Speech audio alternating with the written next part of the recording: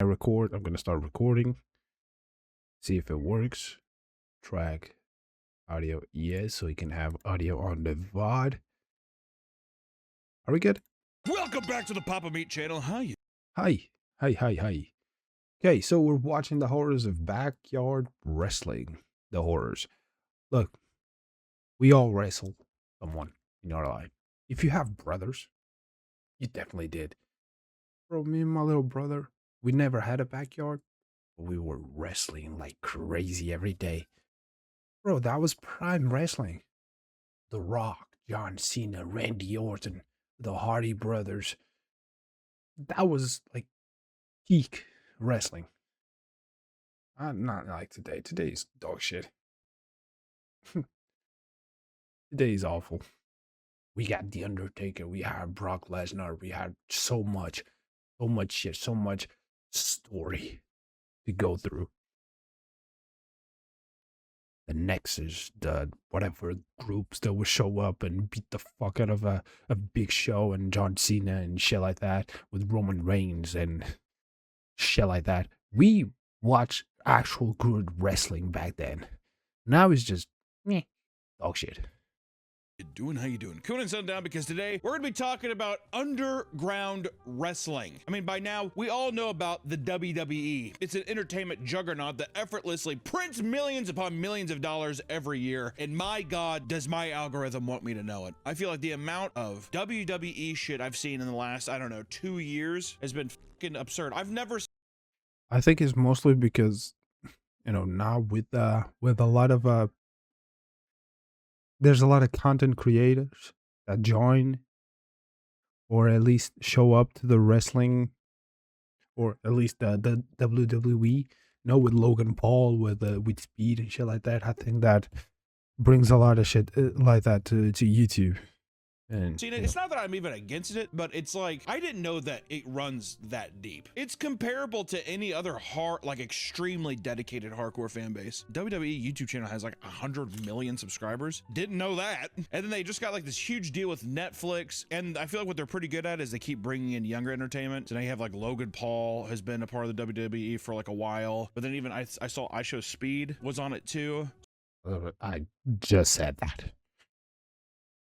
So I feel like they're just trying to inject shit to be like, okay, what will bring a younger audience in or whatever. But I will say it's not my cup of tea. I'll say it's not my cup of tea, except for one thing: wrestling documentaries. WWE or like wrestling documentaries, love them.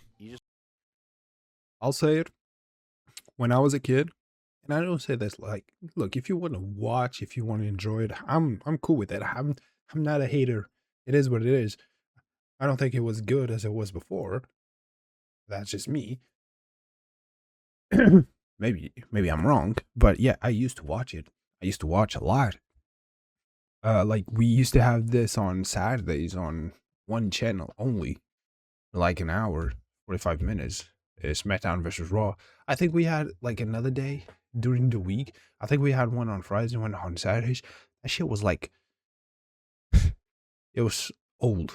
And by old, I mean like shit that, let's say WrestleMania happens like in December, or like happens today, it would reach here like in December or some shit.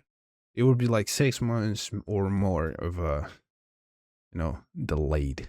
Just like sports documentaries. I do like sports documentaries, but I will say the Andre the Giant documentary is great. There's a bunch of good wrestling documentaries. They've been around since before most of you were born, you young pieces of shit. And they have a massive following that slurps up just about everything they produce, at least up until recently. Despite the sheer number of amazing talents that the WWE has, their reputation has undoubtedly been on the decline for years, now due to a slew of horrible business and creative decisions. Or is it just a thing that people, do you think at a point it will run its course because people are like, eh? The way that you got into that, I wonder how the fuck did people get into it back in the day? I thought it was all pay-per-view. Way back in the day in like the 70s, whenever it was like, it was never just always WWE, it was like a bunch of different factions in the nation that had their own wrestling tournaments, and then the WWE like conglomerate bought them all. But before that, it was like, oh, you would go to your local area and watch a live wrestling match. And then after a while, then they did like things like public broadcasting, where then you could like, if you were in that area, you could watch those wrestling matches on TV. And then, of course, like in the late 70s, 80s, it was the big boom. Ticket prices are an all-time high, and while recent earnings reports boast impressive numbers, they came at the cost of big talent asking massive pay cuts, with some even being fired out of nowhere despite having active storylines people were invested in seeing play out. Many of these increasingly frustrating decisions came after the 2023 UFC and WWE merger, combining over a new name, TKO Group Holdings. What's followed has been a string of bad decisions many view as tainting the thing that made pro wrestling feel so special. There is a constantly Wrestling was all about the entertainment. That was it. It was really entertaining to see, you know, the.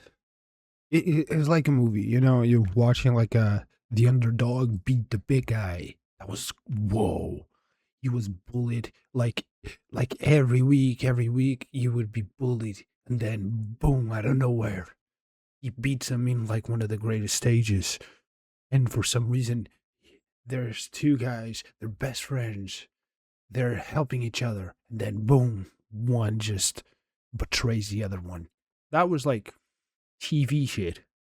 That was good, but like you cannot repeat that all every fucking time. And that shit happened. I'm pretty sure a lot of times. Like every time there was like tag teams or groups, there was always like a betrayal. Always. Because one has the ego that wants to like be better than the other ones, and shit just ends. And if you keep recycling the same shit, it's not gonna work out. I think. That's why a lot of the movies today don't go anywhere, because they're the same shit over and over again. growing number of ads pumping show runtimes to nearly 3 hours, ridiculous amounts of forced celebrity guests, repetitive storylines, and a general feeling that the magic of See? Repeated storylines. It's the same shit. WWE has been reduced to a corporate mess. Dedicated wrestling fans yearn for a time when things felt more authentic and less corporate, leading them to invest their time in smaller underground forms of wrestling. So today, we're going to show some appreciation for these more authentic forms of wrestling, ones that aren't held up by sponsors, guidelines, and investors, but from the undying devotion of passionate wrestling fans. That's right, baby. We're talking about underground wrestling.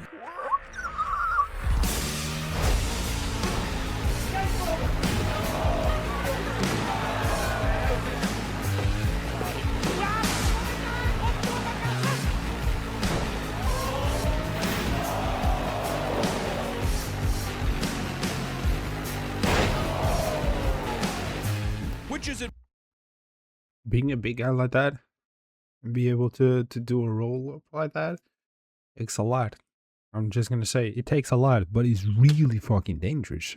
It's really fucking dangerous. Do not do that. important that we have the WWE context, because a lot of these underground wrestling deathmatch style events still fall in line to the WWE formula, just at a more brutal scale, more grimy kind of scale. But people still play characters, but maybe more physical is not the appropriate, right? Because I know when people I know get all butthurt when you say wrestling is fake, when really what people are saying is it's scripted. You already know who's gonna win, but people take it as a great offense, as if like men aren't like fucking hurling each other or the things, they're not flipping and kicking each other. The fake punching with the stomp, I think you could get rid of that. I think that doesn't sell. I mean, does that sell well to you when you see that? When I see giant chest smacks though, I'm like, that's kind of cool. Smack a man's chest. I don't know why you do it, but you can. The punch stomp, I just don't understand. Someone who's an avid wrestling fan, tell me why you like the punch stomp. I think it's because back then cameras weren't very good, so it looked believable on TV. And same thing. Yeah, with some of the angles they have now with like Netflix stuff, it does not do you any favors. You have to have some distance, you know? It's like with shitty movies back in the day, being like, who gives a shit? They're gonna see this on a 12-inch screen. Yeah, I want to take a quick break to buy some magic cards. The new set just came out, and I need new flashy. Yeah, I'm And the QR whatnot. follow No. the bill more than backyard wrestling. You've probably seen it before, young kids in makeshift costumes imitating wrestling moves that vary from innocent and playful to downright risky and death-defying. Many have fond memories of creating their own characters and backstories, debuting them during full-on shows put on for their friends and families. No sponsors, no money to be made, just wrestling for the love of the game. Between the late 90s and early 2000s, backyard wrestling was a trend sweeping American suburbs. It was even covered on major news networks, some depicting it as fascinating trend among teens, while others panicked about kids injuring themselves performing these clearly dangerous stunts without proper training. There was even a series of backyard wrestling video games on PS2 that became underground hits, which I had one. It was awesome. I had buddies who were really into WWE when I was young. I think I played that one. I'm pretty sure I did. Good. Look. Yeah, we all had that. We all have fun doing that shit. It hurts. It could hurt a lot, especially if you do that kind of thing. But you can do a lot of the things like being safe. Like, I'm 10 years older than my brother. Obviously, when I was doing shit, every time that I was doing like a choke slam, I would grab him and I would put him down slowly. Obviously, I'm not gonna pick him up as a 15, 16-year-old with a 5, 6-year-old and just boom, drop him. Younger, and they had like all the other now classic like WWE games, and I just didn't know any of the characters. I mean, like, don't get me wrong, I know like The Rock and Stone Cold Steve Austin, but I didn't have like the deep fucking lexicon of knowledge that they had. I like the games where you can make your own, because then you can they're amazing. just have the NPCs fight and do tournaments. Yeah, you can make the most heinous looking creature on earth. It's fucking awesome. The origins of backyard wrestling seem to catch its WWE, the games, at least, they were a lot better before when they were for PS2 and maybe PS3. I don't know. I think PS2. Those games were good. It was good to play. Some of them were fucking hard shit. That would piss me off, but yeah. Right alongside the WWE's, formerly WWF, Attitude Era, which this is seen by many as the golden era of wrestling. It was an edgier era known for captivating storytelling that focused on increased violence, sexual content, as well as extremely chaotic stunts. This is during the era that's the Stone Cold Rock era. No, Macho Man, I think he was like 80s. Oh yeah, Randy Savage, ooh yeah. Beloved wrestlers like Mick Foley, known as Mankind, were getting thrown from 16-foot high cells and mercilessly beaten down with chair shots, the feeling of which he later described as lightning. In this one fight, Mick Foley suffered a concussion that had both his jaw and his shoulder dislocated, bruised ribs, internal bleeding, multiple puncture wounds, and lost multiple teeth. Yeah. I think the WWE should have just like been like a show, but it makes a lot of money. It should have been like a TV show after like 10, 15 years or something that would just end. Because one thing is actual wrestling, the ones that there's like an actual competition. This is literally just acting most of the time. And at least now is mostly acting. Bolts that went all the way down to his feet, so I'm sure he is a man of broken glass now. Like all of them. If you look at all those wrestlers now, fuck. Did you know Macho Man Randy Savage's last wrestling thing was for Spider-Man? Spider-Man, yeah. He was in the cage match. He's the guy who fights Spider-Man in the cage match. But he apparently hurt himself so bad he couldn't wrestle anymore. Yeah, oh yeah. This was Randy Savage? Till recently. Yeah. Bonesaw? What? Till recently. What do you mean till recently? I didn't know that until I just read it like a week ago. I thought you said that he was like, I'm like, he's dead, right? Oh, he's dead? He's been dead for a while. I didn't know that. Yeah, he's gone.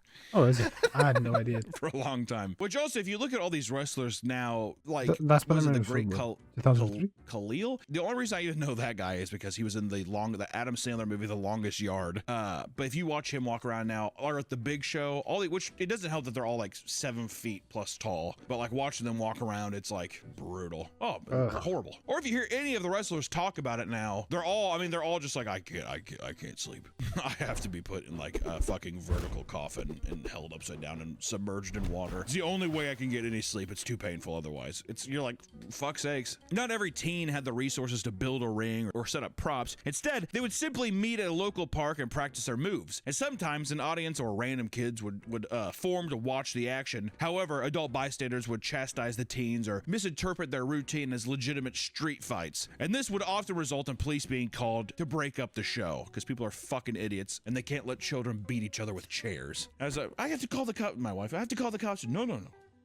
Let's see how this rolls out. Let I them at least beat want to see themselves up. one kid get hit with a chair. You know what I mean? Like, fucking, if they're doing it, because, you know, I don't think, especially kids, I don't think people realize the amount of like training and like practice that people are doing for these routines. Don't get me wrong, they're getting hit for chairs, but they're probably hitting them in a very specific spot to where it's played out, right? It looks like he's hitting his head, but really it's like he puts his arms up last second and he hits he's hitting his forearm or something. I'm just saying, if I'm there, I want to see a kid take a fucking chair to the dome or a 12 or a 6-foot ladder to the chest, anything. Yeah, exactly. And they do the have a kid with get the wind knocked out of him.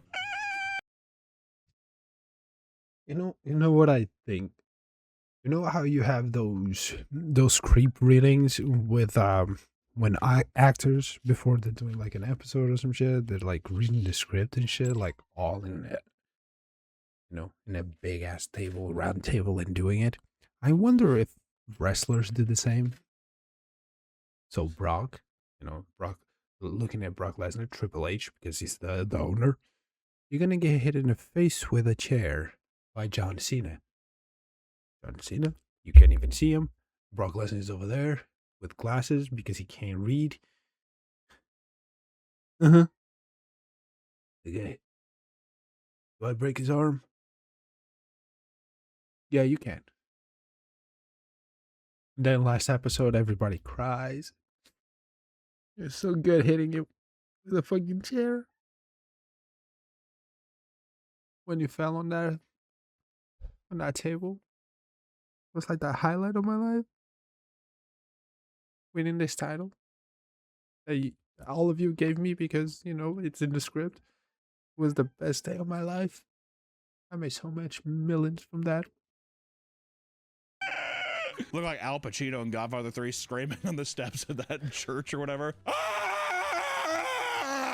Also, can I just say that has to be the greatest screaming. I've never seen it. Oh, that clip is so funny. I love it so much. Editor, play the clip. It's good stuff. Did you ever play? You said wrestling in Godfather? the backyard? I haven't seen. Buddies? No, I was too busy doing cool shit like playing Animusha and making wooden swords and playing Jedi. I was too much of a pussy. I didn't really want to get actually hurt, but I love doing the whole wooden sword thing and just being like, so you think you can come into my dojo, huh?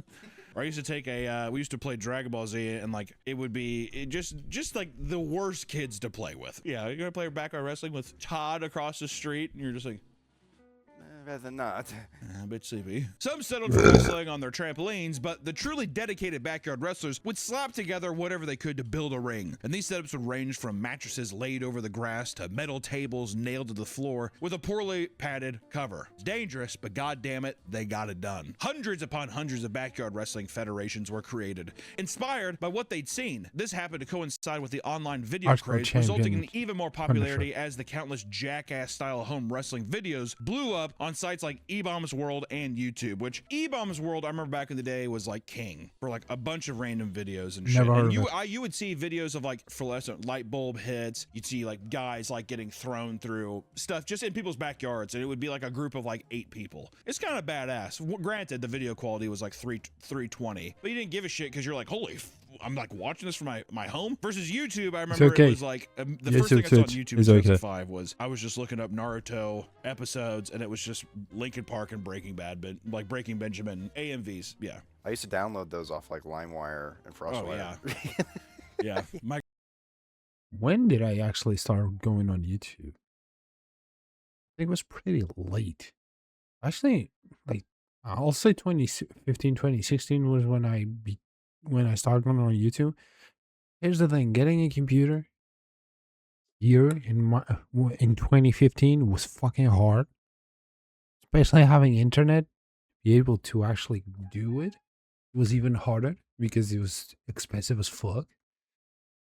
Now it's kind of easy as Grandpa But would he'd be like, let me bring you a CD. What songs do you want? And I was like, I could have any. It was like a 6-song CD. That's all it would be. Granted, I'm like I've been doing 26 this at the time. I didn't really have a lot of YouTube life and experience. Twitch and Out of many passionate mostly YouTube wrestling for fans 10 that years made now. this kind of content, a select few decided to imitate legit promotions further by getting their backyard shows on public access television. In the wake of these backyard beatdowns, the WWE would attempt to distance themselves to avoid bad publicity. In fact, there were many PSAs the WWE would air telling fans, don't try this at home, highlighting several pro wrestlers' injuries in hopes of convincing backyard fans to stop their risky behavior. Also, I think that they saw it as a threat, and they saw like, oh, well, if people figure out that they can do this by themselves, then it's going to like interfere with our business. It's hard to blame the I don't think it was. I don't think they were actually thinking about the business. I think they're actually thinking about people getting hit.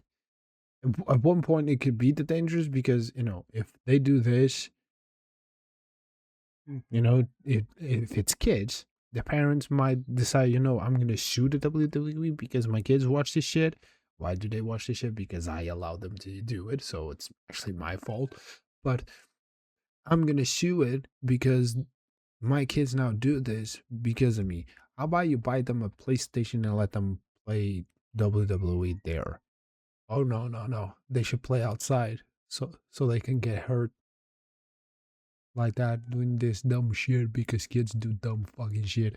WWE for this, especially when you look at just how over the top All of the following stunts were done by highly trained professionals in the controlled environment. Do not try this at home. some of these backyard wrestling promotions got with their stunts. People were having trash cans slammed in No their one was heads, harmed when diving they into did barbed not wire try this boards at home. covered in fire, and pile driving off of buildings. The latter of which was demonstrated in a viral video that left both amateur wrestlers clutching their backs and screaming in agony, somehow unaware of how this These are kind of actors, stunt could go wrong.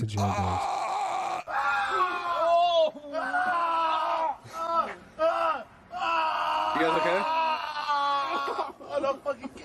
Fuck, man, are you guys good? Like, if you're a fan there in a backyard wrestling, if you see someone like full on break their back, it's because it's the underground backyard wrestling. Are you like, yo? You 100%. Okay. You were hyped. Because if it's me there, I'm gonna be like, oh my god, that guy just broke his back. No, that would be me. I'd be panicking. I would black out from the panic. Have you ever Just done from the panic? Well, like, have you ever, like, something so traumatic has happened to you that you, like, time jump ahead 10 minutes and don't remember anything? Okay, No. I'm gonna just re-say that out loud. Have I ever had anything so traumatic happen to me that I've blacked out and I've fast forwarded to 10 minutes in the future? I don't think there's been anything, luckily, in my life that has been so traumatic that I've physically blacked out and I've awoken 10 minutes in the future. Now, I'm guessing you have. And what I would say, Nick, is just keep that lid on and talk to a professional, all right? We don't need to air that out right now. By blacking out, I don't mean, like, going unconscious. I just mean I don't remember. No, 100%. Okay, It's a blank okay. slate. Yeah, you You might get that from getting drunk. But there's a lot of years that I don't remember. Memories that I don't have anymore from a lot of the days because a lot of the days were just the same. You remember the things that are different. You don't remember the same days. I don't here's the thing. There was days before I even got a job after school that I would just sit in my room playing FIFA from 8:30, 9 a.m. to 10 p.m. I would stop to poop, to eat, take showers. If I needed to go out to help out, even to clean up my room or clean up the kitchen or some shit like that. But there were times where I would spend over 12 hours just playing the fucking game, and it was every day the same. Now, the days that I remember mostly was days where I would get my friends to come over and be like, yo, you want to go play football at the stadium? Do you want to come to my house? Do you want to go to this forest and shit so you can ride bikes? Those things I remember. The other days where it was just the same, no. were walking and talking and existing for 10 minutes post whatever happened to you, and I gotta say, you keep that lid on. You talk to us, or we can talk about it privately afterwards. Well, can I tell you one? It didn't happen to It me. happened multiple times? Yeah, it's happened multiple times. To you? Yeah. You're saying that you've blacked out and have woken 10 minutes exactly. Well, multiple times. that was just a It could have been days, just a minute. right? All right, what's one? One was Easy. No, easy. Just what? Let's. This one is not. Okay. He got shot in the eye with a BB gun, point blank range. And I remember when it happened, I just remember hearing his scream, and I teleported to the kitchen. And I was like, Dad! Mom! David lost his eye! You didn't block that part. That part was just not important for your brain to remember. All you remember is you're getting shot in the eye with a BB gun, and you're telling your dad so he can help. Do you want to know what? I cracked my head here. I was at a football field, and I cracked my head. I remember the time where I hit my chin on one of the bars, and then I fell, and I cracked my head. And then I remember the part where I was at my parents so they could take me to the hospital. I do not remember the part, the whole walk there. It's because your brain decides, you know what, this part is the important one, and this one as well. That part in the middle, who cares? It's just a path. A path that you probably did multiple times, the same way he did. The path that from where his friend got shot in the eye with a BB gun till his kitchen or his house or some shit, he took that path like 1,000, 10,000 times. So the brain says, okay, this path is not important because it's always the same shit. So because if you remember everything, your brain's gonna break. That's why, like, the geniuses, they have issues with the brain. Is because a lot of the shit like that is if you think about shit that does not matter, your brain is gonna like die sooner and quicker because it's working overtime. I love the idea of like seeing the singer. You're just like, oh. Uh-oh, Nick blacked out again. I remember yelling at my dad because he just sat there, and I was like, "What are you doing? Hurry up!" He's just like, "Calm down." He's got two eyes, Nick. Calm down. Oh, God. Documentaries revolving around backyard wrestling show just how dedicated the wrestlers are to the craft. Some, even in their younger years, commit to blading to cover themselves in their own blood and make for a more brutal-looking match, which is when you take a little razor, you cut a thin piece of skin on your head, and you just bleed like a pig. Other backyard wrestlers recount getting choke slammed by their friends so hard that they thought that they were gonna die. In more extreme cases, people would flip jump off the rafters and land on their heads, full scorpion, which when I see these, that's when I'm always, that's when anything with like the neck and back, that's when I'm like, that was not planned. There's no way to choreograph you. That I mean, that could happen doing anything. You can just be walking while watching this video, trip, and you fall like on your bed, and you do the scorpion. Ending like a scorpion and slamming 300 pounds of, weight onto the ground, right? You're always surprised by the amount of people that are influenced to doing their own performances. Even Mega 64, our buddies there, Garrett, he does it too. He posts that shit all the time on his Instagram. It's insane, but like the amount of like training you have to do for that. I'm always surprised that people, especially in like older people as well, who are clearly like, I know Garrett does a ton of shit with Mega 64, to also have the time as well on top of that to perform, choreograph, and then do shows. It's just, I mean, there's such a level of love and dedication to it that it's like, I'm always fascinated that the wrestling phenomenon has that reach. In another viral backyard clip, a man by the name of Justin began his. Can I show it? He says it was, but he has this shit posted, so I'm guessing, yeah, I can. The dedication and the work they put in a lot of this shit is like really impressive. It's if you don't actually get paid or reach somewhere, it's not really worth it. But hey, go do it if you want to. Do not do it. You will get hurt. Do not do it. YouTube, entrance do not. by leaping into the ring, but unfortunately his knees were locked. Both legs bent back and snapped, leading to multiple surgeries and $200,000 worth of medical bills. People running in the ring have got to watch out. Speaking of Vince McMahon again, he fucking, did you see the video of him when he runs up and he jumps into the ring and he destroys both of his hamstrings? And he can't stand up, so he's just sitting there and he's like keeping his performance going, but he snapped both of his hamstrings. Isn't that crazy? That is crazy. No, I've never seen that. That's why every time I'm like, I don't feel like I'd have a very cool ring entrance. I feel like it'd be very, once again, it'd be like a fat kid. Like, I mean, I think he probably doesn't really train that much. And yeah, you have to train a lot. And you have to do a lot of drugs. None of them, maybe not none, but at least like 99% of the wrestlers, they're not natty. They're doing steroids. That shit's gonna hurt in the future. like dipping Trust his me. toes into a pool. What would your song be? I mean, like, I don't know. Am I trying to be memorable? That's why a lot of them like die like Young. before the 50s. Uh-oh, here comes the Toad. And I'd call myself the Toad. Old news interviews in the early 2000s had people admitting to seeing their friends get paralyzed, crack their ribs, and even have their arms randomly turn green, presumably from a serious infection. Go. Yeah, like how randomly. I don't know why his arms started turning green. As if it's like a glow stick, like he's just...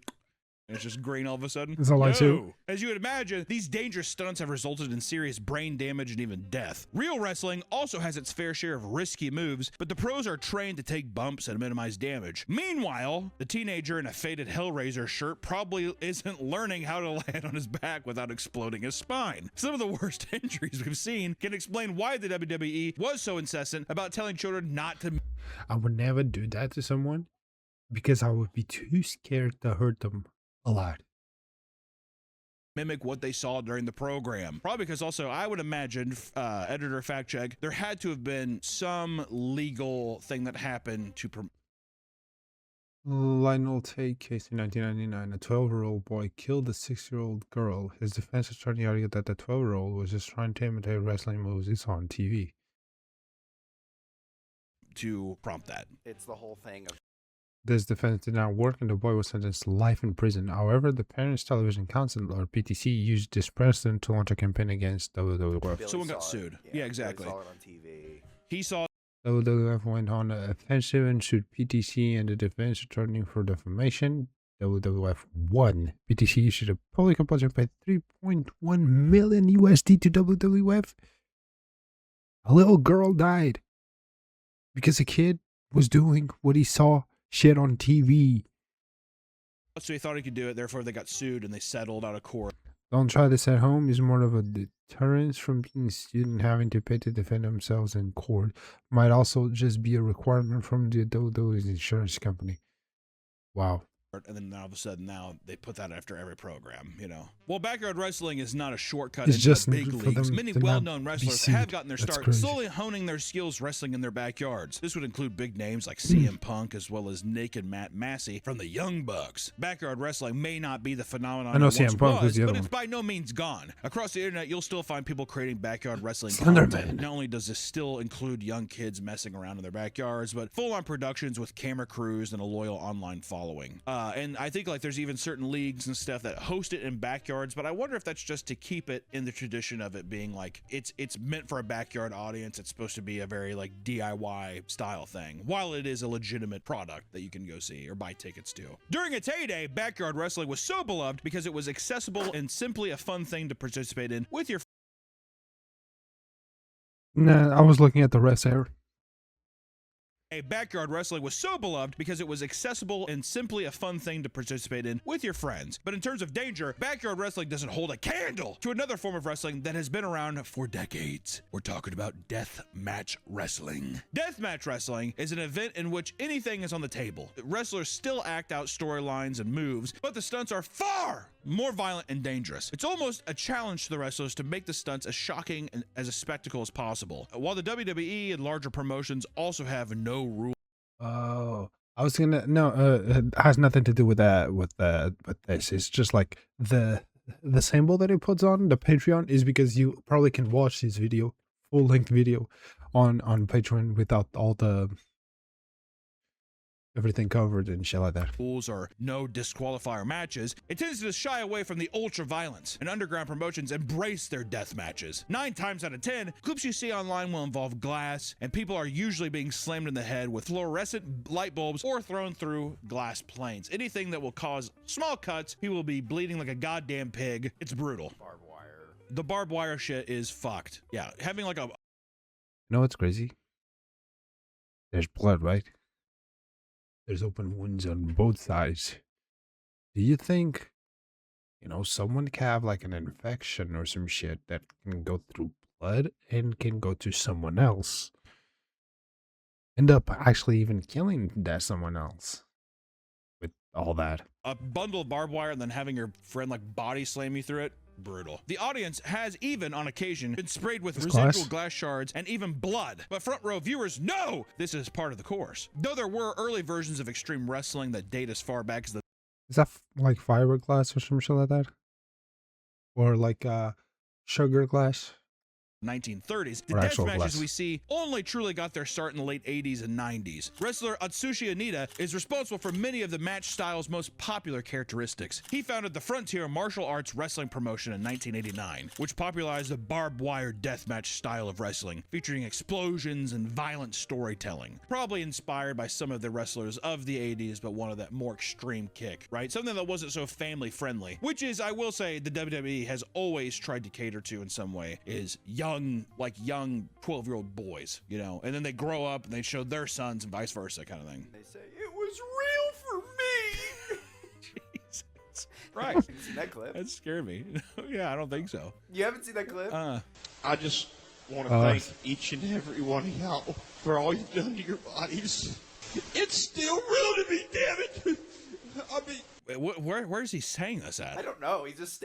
He has a mic? You're holding up against a mic, so he's in some kind of like real... Okay, it was real for him. A few years later, Big Japan Pro Wrestling hit the scene in 1995 and innovated on Atsushi's original concept. They began creating a wide variety of gimmick matches that the WWE wouldn't even consider airing on television. Among these gimmick rule sets are tons of animal-themed matches. Quite literally, dangerous animals would be placed in the middle of the ring for wrestlers to interact with. Fuck. One of which is showcased in a match between Mitsuhiro Matsunaga and Kanedo Nagasaki, where a tank of piranhas sat in the middle, and the only way to win was to have one wrestler hold their opponents inside the tank for 10 seconds. There's also the Scorpion Death Match, in which large cacti are placed in all four corners of the ring, and a tank full of scorpions is placed in the middle. Can you I need to look that up. I don't know if piranhas can actually just kill you like that. I don't think it's just like the movie. Let me look it up.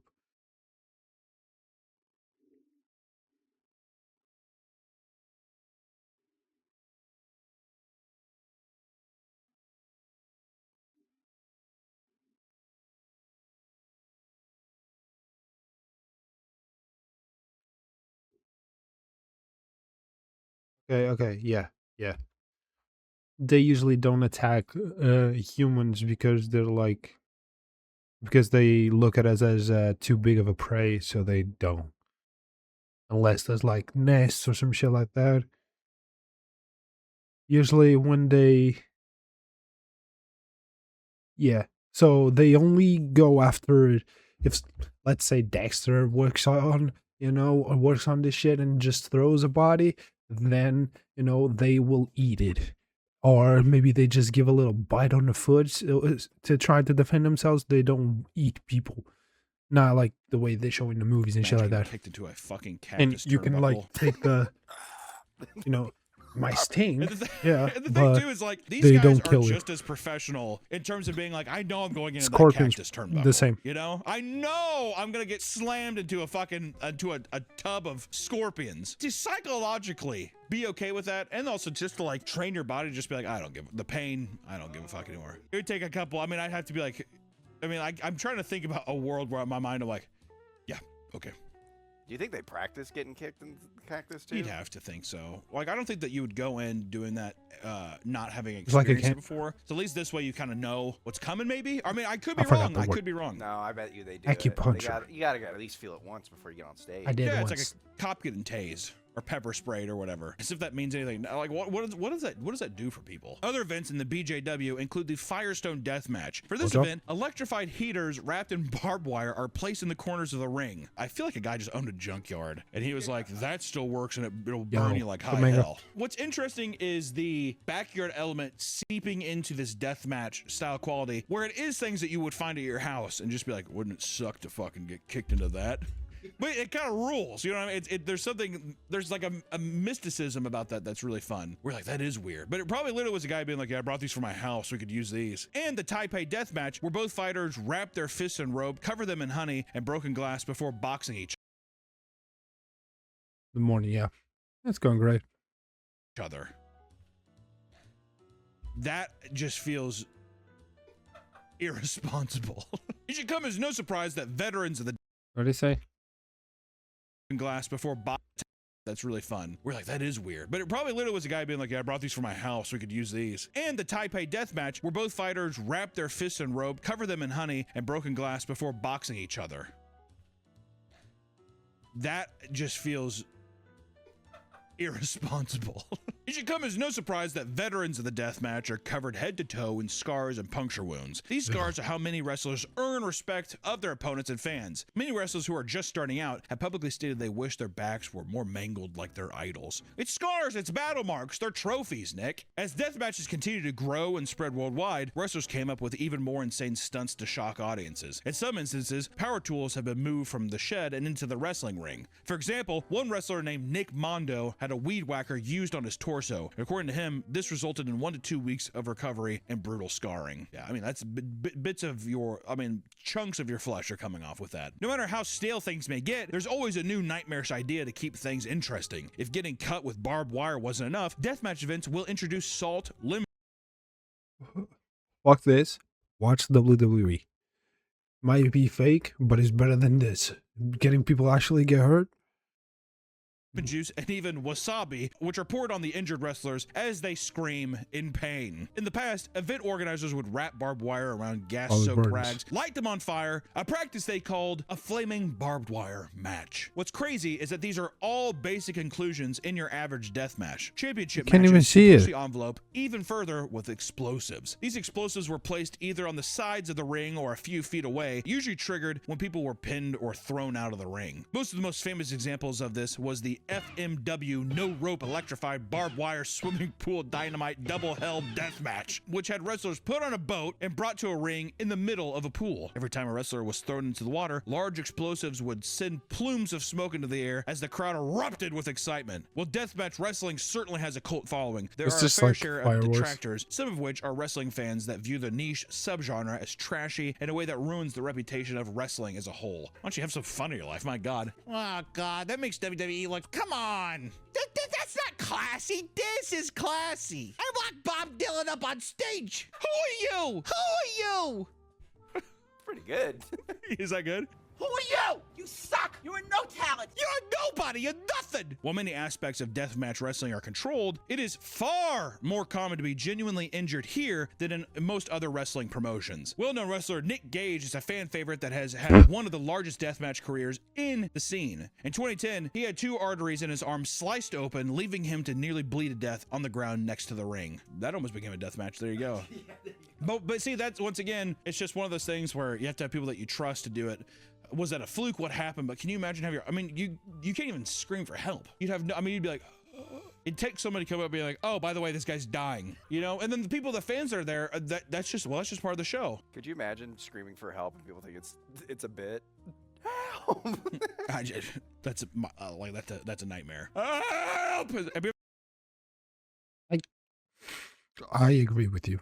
It's really fucking stupid. I don't get it. I don't get it how, you know,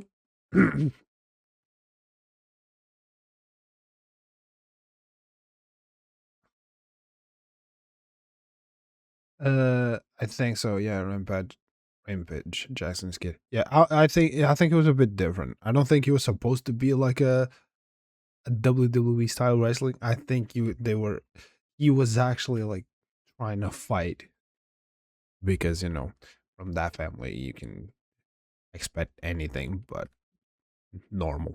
So, and he was just trying to be like, look, dad, look at me. That's why he did it. Because he's a dumb fucking kid. He didn't have his dad present because his dad rather have be fucking women left, right, and center being like assaulting women pretty much every fucking time that he gets. They both should be in jail, but that's it. Or just, gone. They should Kurt Cobain themselves. Or, no, he didn't kill himself. I was about to say Epstein. Like, woo! Looking down at you on the ground. Another well-known wrestler from Mexico, Hector Perez, was suspended indefinitely due to an event that transpired during a death match. At one point, he knocked his opponent out unconscious after chucking a brick directly at his head. He was hospitalized with a fractured skull, and while in the hospital, he had to undergo an emergency surgery as his brain trauma caused a blood clot to form in his fucking skull, dude. And perhaps the most gruesome injury occurred. Bro, if you want to be a fucking daredevil, not like Daredevil. No, you're not Matt Murdock. But if you want to be like, grab a fucking bike, grab what a skateboard, like whatever, and just go do shit outside, have fun. You think so? Shotgun to the face? Like, go do that. Go do that. Don't do this. This is fucking stupid. I mean, there's always a flinch when you're about to shoot yourself. You always flinch. Maybe they like, oh my god. And they just like take a little bit of this side of the head. They're still alive. Oh my god. That shit just. I don't want to. Let that guy. Now full deformed. Yep. You should never take yourself out. Never. It's not. You should never do that. If you're going through some stuff and you need to talk to people, please get a fucking therapist to do it. You're not trying to do that shit to yourself. You can always defeat pain, no matter what. Trust me. During an IWA Mid-South match between wrestlers Madman Pondo and Mean Mitch Page. What happened?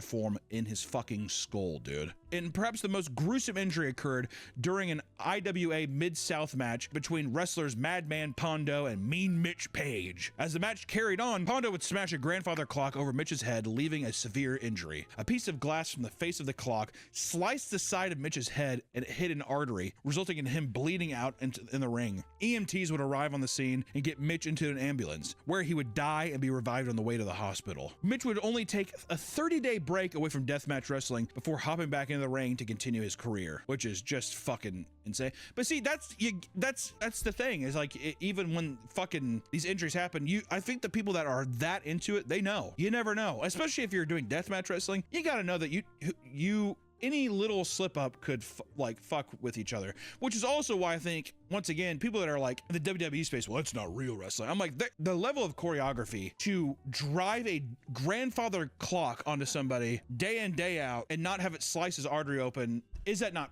insane? Insane choreography to do that. As extreme and downright terrifying as some underground wrestling subgenres can be, they say a lot about the undying love wrestling fans have for their craft. I mean, even seeing Garrett from Mega 64 do his thing, or dude, I've seen this one guy on Instagram a lot and it fucking rules. I think what's his fucking name? He says it's just the pageantry, the love for it. It's infectious. It's the thing that, like, when I look at WWE, I never want to actually watch the wrestling matches. I don't really give a fuck. It's impressive. It is what it is. I'm not into the whole storytelling thing, but watching the documentaries, there is a captivating amount of love and care they give for the craft that makes it infectious. Like, you do buy into it, which is why I think sometimes when you watch these documentaries, you're like, holy fuck. At least for me, I get totally hooked. Many of these people literally give their blood, sweat, and tears to put on a good performance, whether it's for a big crowd or a couple of friends with a video camera. While the latter of the two we've discussed today is pretty intense, there's no shortage of underground events to attend or follow online. If you find yourself tired of WWE and other big promotions, perhaps trying experiencing a local indie promotion for a more authentic experience. Or stick with WWE, and if you're lucky, you can watch Jelly Roll slam your favorite wrestler through a Slim Jim branded table for the 3rd time in a month. That's fun. Until next time, guys, we will see you then. Bye-bye. That's what I was used to watch wrestling, doing that shit, the scripted. It's cool for a bit, but it's literally just like a movie. If you watch the movie and you watch the storyline of this guy, he has a friend, the friend betrays him. This guy is getting beat up because he's a smaller dude against a big guy, and then end up beating him. And a lot of the shit, sometimes they even, oh my god, the bad guy and the good guy, they become together and they become both bad and shit like that. And then there's a betrayal again. Those storylines is like, okay, a movie. Boom. It's done. Now they keep repeating the same shit over and over again. That's why a lot of the movies just go down crazy because of that. If you keep recycling the same shit, it's not gonna do anything. Well, thank you for watching, guys. Please leave a like and subscribe.